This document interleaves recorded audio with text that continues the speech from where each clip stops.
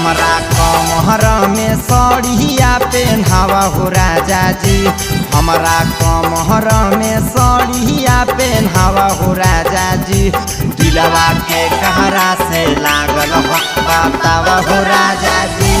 दिलवा के कहरा से लागल हो बतावा हो राजा जी। झूठो झूठो बोल के हमारा नहीं फुसलावा हो राजा जी।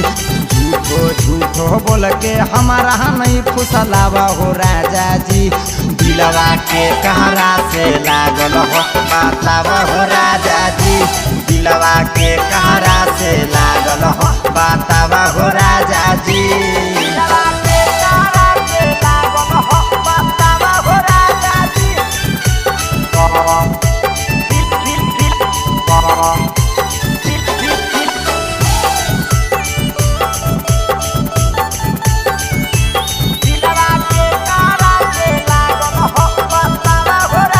हो राहत भर से जिया पर देखन हमें आस। कहवन सब दिन के हाथ से पिया खाहो तहूँ भात खाहो तहूँ भात। एहो पिया हो राहत भर से जिया पर देखन हमें आस। कहवन सब दिन के हाथ से पिया खाहो तहूँ भात।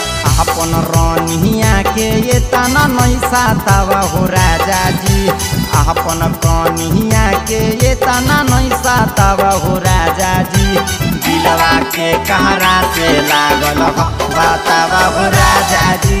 दिलवा के कहरा से लागल हो बतावा हो राजा जी। दिलवा के कहरा से लागल हो बतावा हो राजा जी।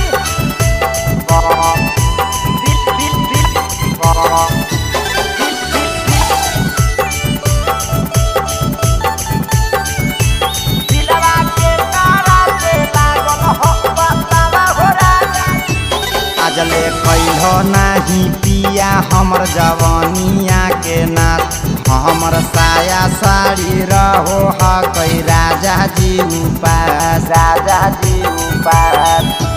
अजले कैलो नहीं पिया हमर जवानिया के नाथ।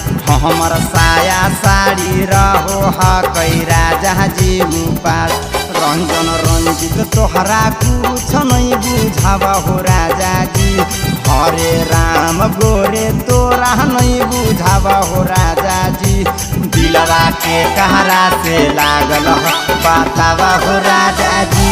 दिलवा के कहरा से लागल हो बतावा हो राजा जी।